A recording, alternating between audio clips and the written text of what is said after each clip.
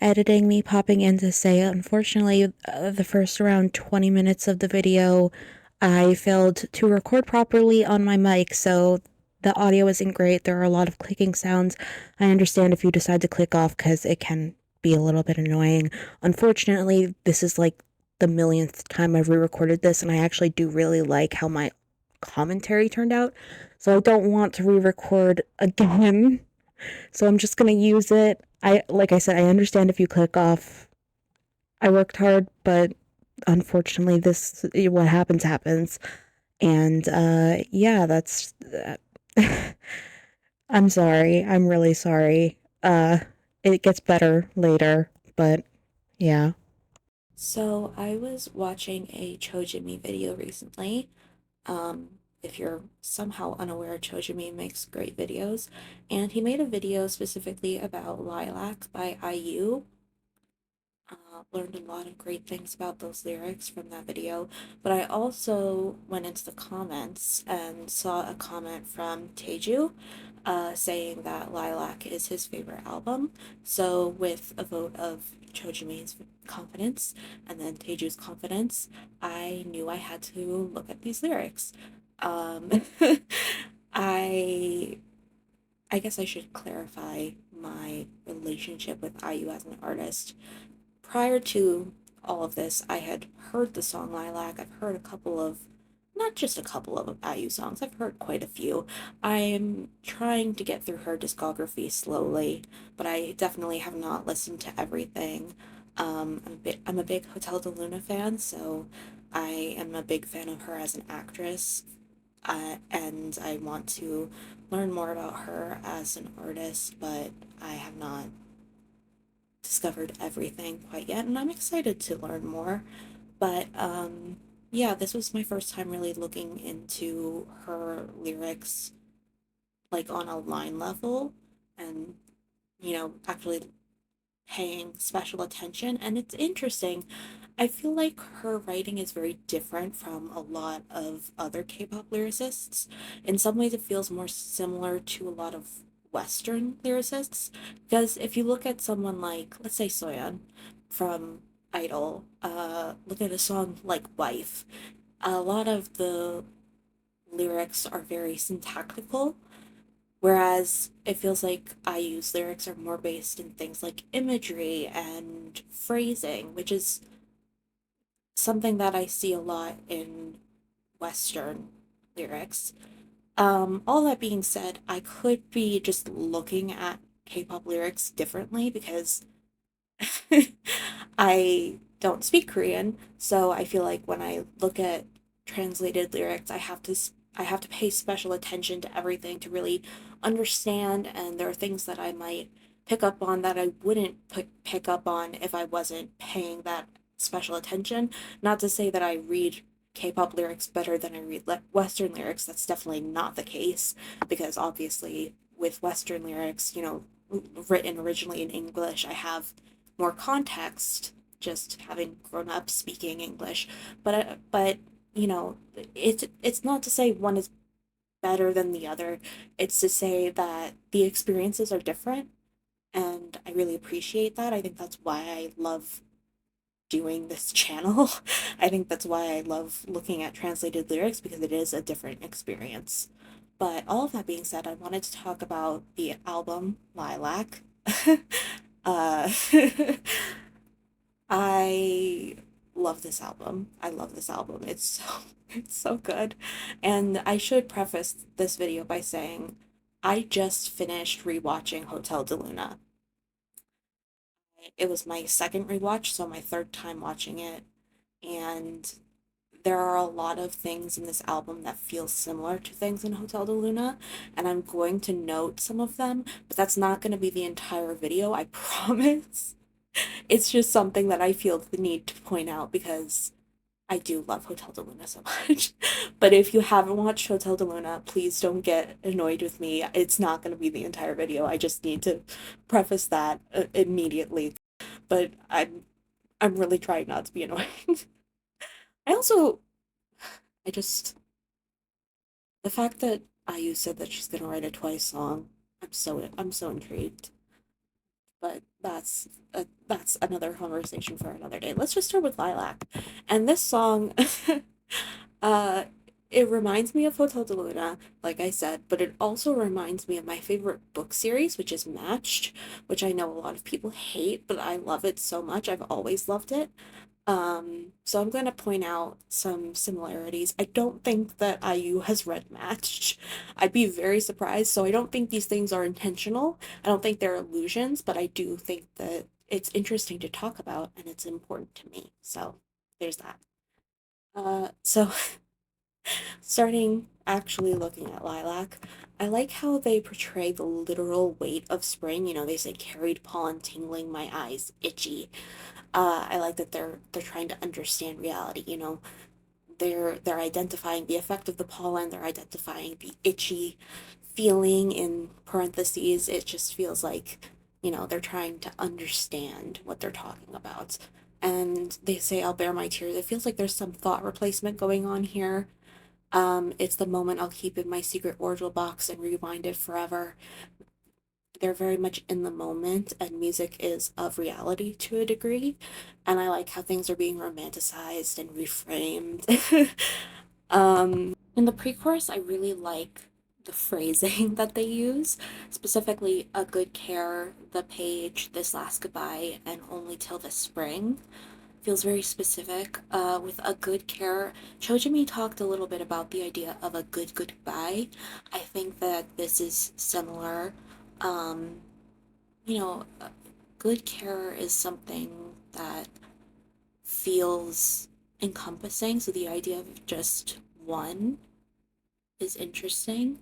And like you can, like, something you do, a singular thing you could do for someone could have that much of an effect. I like that idea. The page, people talk about, you know, this chapter in my life, this page. Um, and I've talked a lot about how I like when people identify this, words like that, just to talk about something singular, just to like, it feels very crisp. And I don't know, I just love that. This last goodbye, I like the idea of, you know, when you talk about goodbyes, people think, you know, I'm gonna see you again. So like that makes the goodbye not as sad. So the idea of romanticizing the last goodbye is very interesting, and you know, it is something that comes up in Hotel de Luna. The characters have to go on to the afterlife, and it's like, well, we're not gonna, at least for a long time, we're not gonna see each other again. And you have to make the most of it. And I like the idea of making it not as sad of a thing, making it into this beautiful thing. And Love Me Only Till the Spring, very similar. Like in Hotel de Luna, there is the idea of lasting until winter or seeing winter together. And I think, I don't know if that's where IU got inspiration for this or if it was something else, but I like the idea of taking the idea of seeing winter and then making it spring to make it more IU. I think that that is a possible inspiration, but I don't know. Um, but but that's what I think. I think of Hotel de Luna when I hear this song. And then in the chorus, I like that there is this descriptive goodbye, the day under the petals canopy goodbye. That's such a cool description, and it's being applied to the goodbye. I think that that is such a fun way of describing it. Um, you know, I kind of think in comparisons. I've been told that I write a lot of similes, so the idea of applying that kind of description to something like a goodbye is so fun. Um, I think that, you know, doing things, writing in a slightly like unique but writing is all about being creative, so I think that that kind of creativity in just like the literary devices that you apply in the moment is so fun. Um, this chorus definitely reminds me of, like I was talking about, Match. Um, just it reminds me of, if you've read the entire series, uh, the idea of the Red Garden Day. They even say this ending matches, right? But the entire chorus reminds me of the idea of the Red Garden Day. Um, there's, color defining time, which is a thing in Match, the idea of red being the color of spring. Um, and there is some Hotel de Luna stuff, the falling petals. That's definitely important in Hotel de Luna. And I like the idea, I like the positive self-talk at the end. And then the post-chorus, the breeze is warm but doesn't last like the moment. Um, you don't expect more than people can give. It's very Hotel de Luna. It's very Hotel de Luna in that. In the second verse, I like the idea of flooding with tenderness. Like, to me, tenderness and flooding seem like they wouldn't go together. But you know that feeling of like you're flooded with affection, you're flooded with warmth, and then it's like tenderness. It's just flooding with tenderness. I love that. And then, there's the idea of music coming up again. Um, I like the idea of a slight smile, humming with a slight smile. It's specific, it's realistic. They know what is perfection and it's not limited. And, they say how perfect the sky and wind are. I like that it's extensive and, you know, just so positive. And they say I especially like the way I look today. Things can still peak. You can especially like the way you look that day, and that's something that can keep happening. Uh, in the pre-chorus, there is a command. Um, in "Tell Me I Look Pretty," "Tell me I look pretty like the day we first met." There's a command there, but also a moment can encompass a lot while still being about light things. There's a question. Could this last goodbye be any sweeter? There's a question of if we are reaching our limits, and love resembles misty dream. I like that it's one dream without an article, which kind of emphasizes the misty nature of it. And then moving on to the next post chorus, there is an article for cloud. So it's a drifting cloud, but it is independent. And then the bridge is kind of about impermanence. Um, but I like the idea of having a good nap. It's there's the idea of impermanence, but there's still a good nap. I like that it says like a faded mid-spring's dream. There is an article there. um, it is singular. It is singular, but also there are Hotel de Luna things, having a good nap together at the end. I'm not gonna get into. That makes it sound like it's dirty. It's not dirty, but they have a nap together, and dreams are very prominent throughout Hotel de Luna. They're very important to the story, and yeah.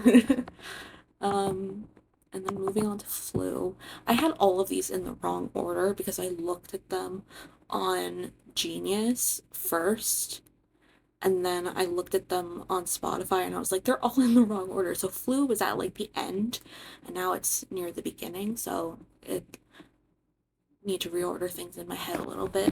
I like that it says, Doc, I'm feeling bad, just because it's like I am feeling. It's something that's being described. They go on to say I have a slight fever, but they also say I'm getting dizzy. So it's kind of taking the descriptive nature of I am in the first line and then taking the idea of having and combining them. They're overwhelmed with the pain.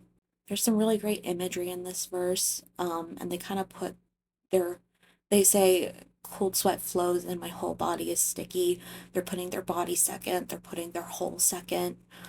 I have a terrible premonition that this is going to be a mess. I like the idea of a premonition versus a feeling. And they also say I hear a ringing like a last warning in my ears. There's the idea of ringing versus like a bell, a signal. I like that it's being incorporated into their sickness. And hold on a sec. Oh damn, I got a bad flu. There's a realization here. It's very informal. It's in the moment. In the chorus, they're very much lamenting how they feel. There's kind of a diagnostic element to it, but there's also embarrassment, there's overwhelming feelings, and they kind of end with the worst of their symptoms. In the post chorus, there's a simile going on here. There are two similes going on here, really. Like a flu, like a fool. There's sickness of the mind. In the second verse, I like that it starts with I have no plan. It's I have, and then something else, which, when we talk about when we talk about being sick, oftentimes we say, I have da da da da da. So it's like having no plan is almost a kind of sickness.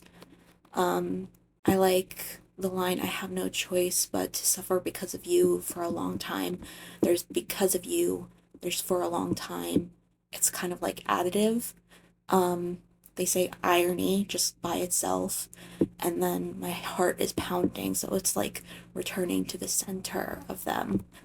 And then in the pre-chorus, they say, I take the liberty of slipping a subtle smile on my lips, and I really like the diction, liberty, slipping, subtle on my lips. All of that is so fun. And then going on to the bridge, I like how they say even if, just because it kind of contributes to this doomed feeling. There is this doomed feeling, even if they're speaking in the future tense, and it's despite sickness being a temporary thing. And then in the next chorus, there's anaphora, there's I can't avoid, I can't. There's a simile that makes things more extreme, like an unexpected accident. They're talking in the present tense when they're talking about falling in love, falling in, falling out. They talk about, they say closely approaching a dangerous Everest. There's the idea of the mountain approaching versus you approaching the mountain. In this case, the mountain feels like it's approaching them. And they go on to talk about ringing again. There's a siren ringing in my heart. It's like a siren in their heart instead of their ears. And they say, I take a violent breath until I collapse. You know, I like the idea of a violent breath. It's just like something that is supposed to help you is hurting you. Then we have coin. In the first verse, they talk about this ruthless higher power that is tied to gambling. They talk about creation, the table. It's kind of portraying almost a sense of communion. Like when I was in high school, I read this book called, I've talked about this on the channel before, How to Read Literature Like a Professor. And one of the chapters was about how any scene where people are eating is actually any scene where people are eating together is actually supposed to represent like some kind of communion. So there's that aspect. Um, and I like that there are different interpretations to I'm sorry, life is always unfair, so it's pretty fun. um, you could be sorry that life is always unfair, or you could say life is always unfair, so it's pretty fun. Going into the refrain, there's simple action. I move, I move, I move. And they say I don't look, no look, no look, no look. So there's the idea of like moral sight and curiosity. Because if you're not seeing something, that generally implies that you have greater moral sight. And also there's just the idea of curiosity, and if you're not looking, it's almost emphasizing this opposite feeling. In the pre-chorus, it reminds me of Do Not Go Gentle Into That Good Night, which is very prominent and matched. Just the idea of, baby, when I go crazy, I go far more. since it's the final round, I'll go hard and have no regrets. The idea of it being the end, so you go harder, is very much reminiscent of Do Not Go Gentle Into That Good Night, which is a poem by Dylan Thomas. And the chorus goes on to be very similar. I can't die, I'm all in. You're very much living life to the fullest. In the second verse, they talk about how they haven't learned how to gamble. Um, so this is more than something of natural aptitude. There's almost something inhuman about it, and they're also risking themselves. What they're talking about is more significant than you know. I like that there's no I until the end. The statements about themselves and their commands are on an even playing field. Getting into the next refrain, they're saying go in different ways, just pushing along. And I like the idea of the new rule. They're taking power, they're stabbing gods in the back, the ones who made them this way in the beginning. Um, and then the next pro chorus, and then the next pre chorus, um, there's a conversation going on. There's a command, which means this isn't really an apostrophe. They're speaking directly to this person. So an apostrophe would be like you're speaking to someone, but they're not around. So it's not an apostrophe, really, but it is very messy. And in the bridge, we have this narration going on. They're very haughty, they're dignified, they're eager. And in the final chorus, they're saying no is a game in itself. And and we have to question if they are giving up. So I'm realizing that I was not recording on my mic. If the audio up to this point was shitty, I am so sorry. Hopefully it is better now. I unfortunately cannot re-record this again, so I'm gonna have to use that. I'm sorry. Now moving on to High Spring by. I like this song because it's about things that just happen. Things are just happening. It's very casual, but it's also, paying special attention to things, which is something I obviously enjoy. It's obviously something that happens a lot on this album, and it is a theme that I like. The first verse definitely reminds me of Chung Myung. I have a hard time saying that name. I'm so sorry. Chung Myung from Hotel de Luna. I mean, just read it. Your name that was once painful doesn't make me regretful anymore. I live as if I have forgotten your coincidence that I want to face again. Is that not Chung Myung? Is that not him? I also like the spacing here. The first two lines are one sentence, then we kind of get actual full sentences in different lines. Just kind of feeling like things are more put together. Whereas in the beginning, kind of have to chunk things, kind of like when you're studying or something. And I like the I like the juxtaposition of the last two lines just because it's I live as if versus you're a coincidence that. I think using them differently says a lot about how the speaker is thinking. Um, they're being more based in reality as they continue. And then the second verse, I like that we're in between seasons. They deny unfamiliarity rather than directly claiming familiarity, and their heart is like still lurching at the end of this. In the chorus, it's very much about processing the season. I like that. I like the detail of like the voice that used to call my name warmly. Names are very important in Hotel de Luna, very important all throughout. So talking about names has a lot of weight. And then the idea of reuniting, reaffirming, pushing past hesitation, all of this is so great to see. In the third verse, they're walking together, but on the street, which reminds me of a scene later in Hotel de Luna when they're on the bridge to the afterlife. They're talking about a flower. There's a flower that blooms out of nowhere. Flowers are flowers from the moon tree. I there's a running joke in my family that shit. What is the sentence? When you're tied to the moon tree, shit gets wild. I've said that a lot. So, you know, the individual flower from the moon tree is something that comes up a lot. Um, but they're wanting to ignore the flowers, but they can't ignore it. And, you know, there I was in a hurry pretending not to notice it, but suddenly I'm thinking of it. Makes me think like maybe there was love on the bridge, but we've moved past it.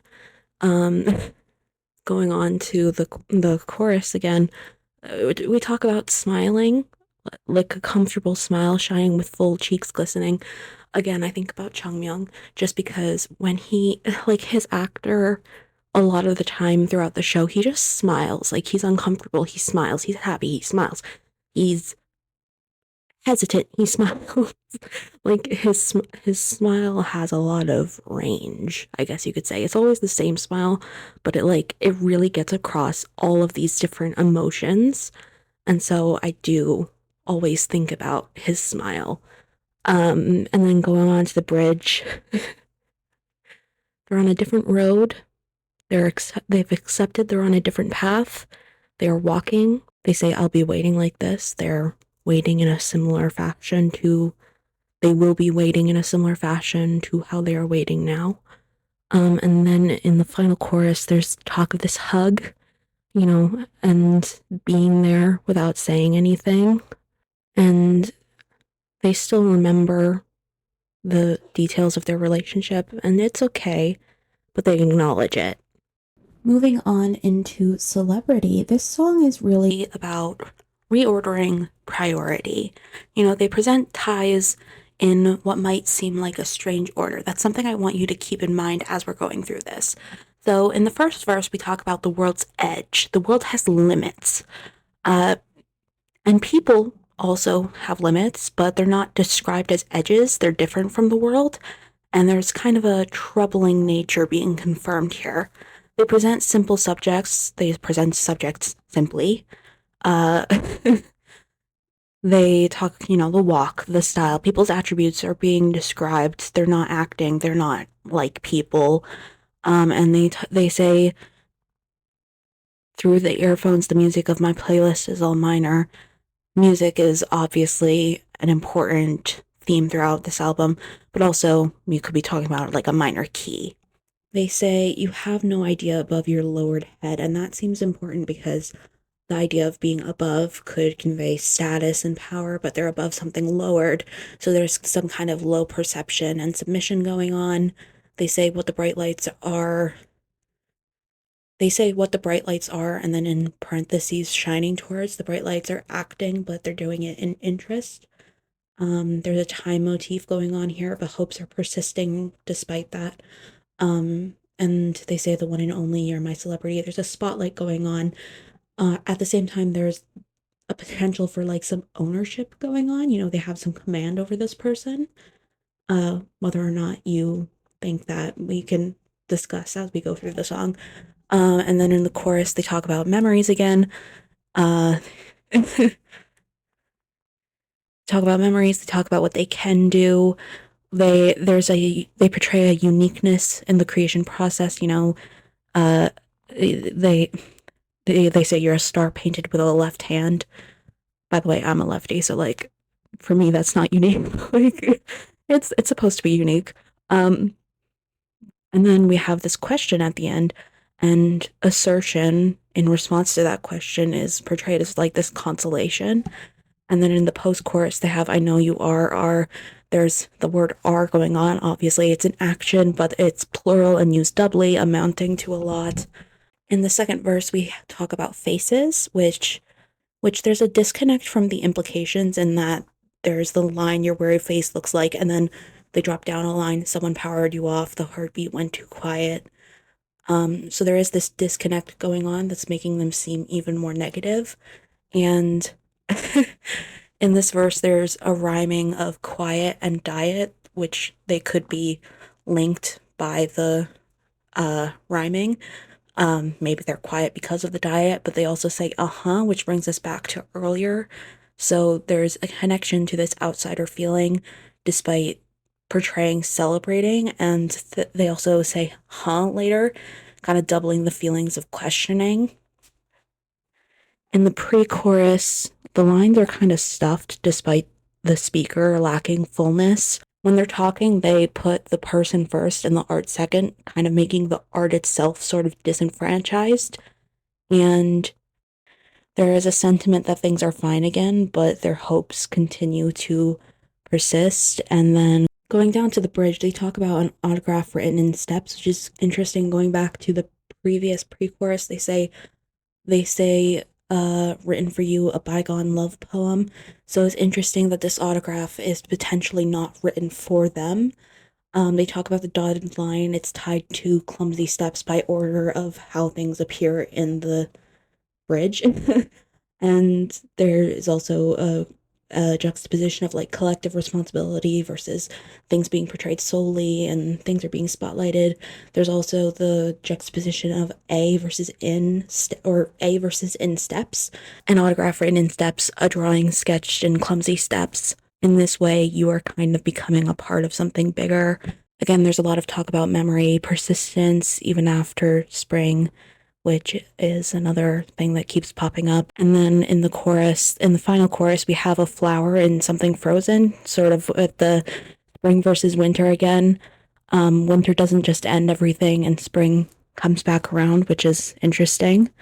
So moving on, we have troll, and I think naturally, like a lot of people, I assumed this meant trolling in like an internet sense of the word. Um, that's not what it means. I looked it up because they talk about a spinning troll. Something to do with fishing. I don't know anything about fishing. If you, tell me if you're surprised I don't know anything about fishing.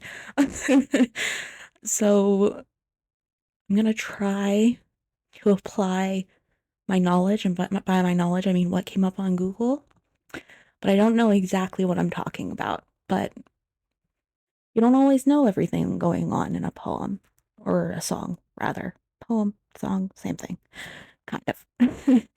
So as we're going into the song, there's an intro, 1, 2, 3, ooh, Um, as they're counting down, they're trying to catch something, I assume. In the first verse, there is this anaphora, you can, you can, you can, you can. It's very callous. They kind of become increasingly intrusive, but they also expose a tender spot early on. I feel like when they say you can spit out nonsense you won't even remember, like that's not the end of this, but it feels like a sore spot. And I also like how they're going on with the next day, anytime. They're adding this on, but anytime feels like it's painting like a broad stroke. Um, and from what I understand, spinning trolls are good for like drag adjustment and they're very versatile, so that seems to be coming into play with the idea of the spinning troll. They talk about this heart. They talk about this heart. I don't want to say this heart is in love. There's like this distance from their own heart, but they're also not able to deny what they're feeling. In the pre-chorus, they're talking about circling around the worst part, making this almost game-like. In the chorus, again, they're circling, they're lost in a circle, they're back-to-back acting, not communicating. They're being very efficient, and that is they feel boring. They're not matching up despite how easily things could roll, and they're keeping to themselves, streaming but not capturing anything new. In the second verse, they're setting up the actual situation going on here. They're bold about their description. They're talking about, this being the ninth time as like a defense, and they're like urging the other person in the song, but they're still together, but they aren't emotionally, despite emotions flying high. And eventually, we realize in the bridge, maybe they're not meant to be a spinning troll together. They're too different. They can admit the situation now, and love is watching. and they love watching them walk away. They say, I love more looking at you from behind. They could, love watching them walk away, or they could love more because they walk away. Moving on, we have Empty Cup, and it starts off in present tense, very descriptive. There's a separation between the action and the circumstance, more direct connection being to the past. And they say the eyes, which I love because I love it when people say the something, very specific and just crisp. And there's this conversation going on, this separation, but they're talking about reframing thoughts and thought replacement, and they're sort of lamenting the negative emotions, getting into the nitty gritty, your love, your all. They kind of lose the I. Um, they go from sick of your love, sick of your all, I hate this, to too fed up with us, fed up with us, fed up with all you can blame.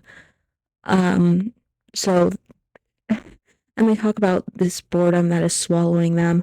The boredom is something that swallows, but they are fed up with us all. There is no I involved as things are being swallowed, and they kind of portray themselves as open to confrontation. The second verse, the way that they talk about their emotions kind of feels akin to flowers in Hotel de Luna. The burning emotions now only remain as crumbs. They are so light. I guess this is it.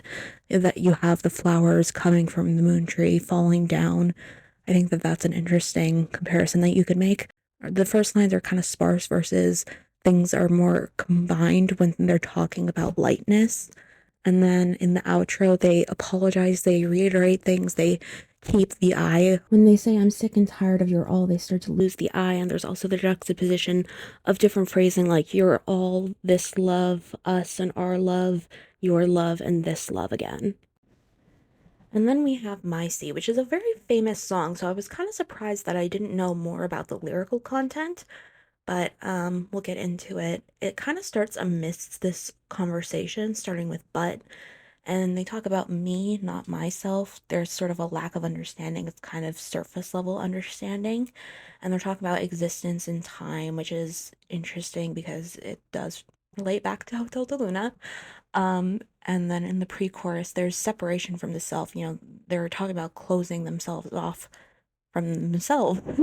Their eyes are shut, they're doing it silently, it's a habit. All of these things build upon each other. And they say, when the night comes, I want to hurry and go to tomorrow.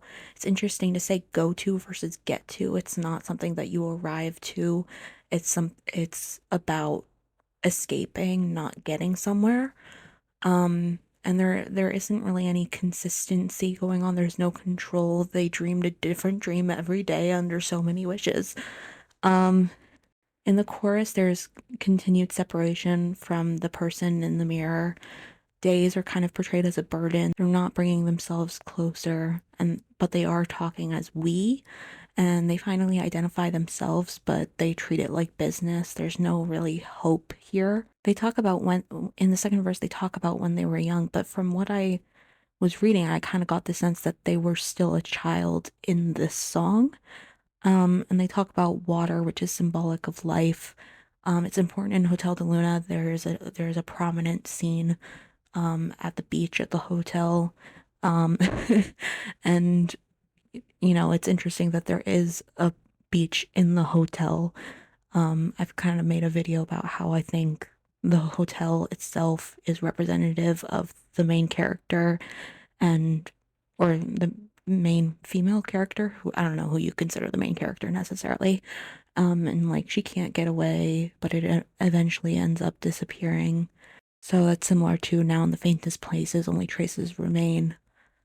In the pre-chorus, subjects are identified and they are given specificity and character, which is they're more than just them. And they want to become part of their old self, but still somewhat rooted in reality.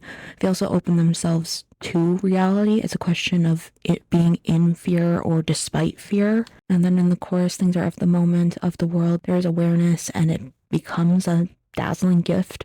There is things are transforming, things are transformative. And it does remind me of the Hotel de Luna Ocean. Um, how things become more beautiful when you're with someone special. And there's a big number of doubts that they talk about versus a sole answer, and they're kind of not really intimidated. In the bridge, re-identifying is a mental process, and you forget yourself sometimes. And they say that they're against the waves, and they're kind of against, in a coexisting sense, returning to form. In the chorus, they're psychologically free, they're not self-sabotaging. They pretended to not know themselves, but life isn't perfect, recovery isn't linear, skills and knowledge prevail, and, and then even at the end, even if I get lost again, I know my way back. That is something that happened in Hotel de Luna. And I actually wrote a poem that was kind of about that scene. So that means a lot to me. Then we have Appa, which it starts with, I'm such a good surfer, I don't sink. It's interesting that the line is not dropped. It kind of portrays this sense of self-esteem. There's an aphra, but they're moving on, and it kind of feels like they're talking about being in heaven. They have repetition, anaphora, control. There's the inclusion of and, even if I feel bad and like throwing up. And there's sort of a return to form even here with the beginning and the end of the sentence being similar, even if I feel and even if I throw up. In the pre-chorus, they talk about disappearing with the tsunami. Do tsunamis disappear? It's kind of like this destructive force, but they're disappearing with it, which is interesting. They're kind of fearless. They're talking about their wandering days, which feels like talking about life in the past tense, like you're in heaven and your wandering days were your days in the living realm. Things are conversational. They want them to bring something up, and they talk about being in the water, perhaps being quote unquote this versus the water itself. Um, Water is wet. They are becoming water. There is the repetition of myself. They're conversational, trying to convert to water, showing themselves. They talk about being a bubble maker, kind of feels like they're a villain versus a calm sea. They can't change even with age and they make problems, but that's it. They suck up what makes you throw up, and they're leaving the life of water behind. And leaving the life of water behind isn't truly an option. They're kind of against the waves again. They can have perfect timing, even crashing. They are being bare themselves. They promise, asking for support, repeating again and until, but they're not tired yet. They take initiative, going to water, promising something interesting along with life's flow, and you are what you make until you're not. Finally, quite naturally, we have epilogue, which starts with an aphra, was it good to know me? Was it good to love me? And we're talking in the past tense versus we get into the present tense, kind of talking about the past still, though. And then the pre-chorus, we get into the future tense. If you answer yes to all of these questions, with that alone, my life will be okay. Oh, it'll hold enough meaning, which there's commentary on what life means to them. As we get into the chorus, we're in the present tense. There's certainty about what is mysterious, and there are opposing statements, but they're kind of, talking about what is spiritual. They have long memories, which are juxtaposed with laughing even a bit.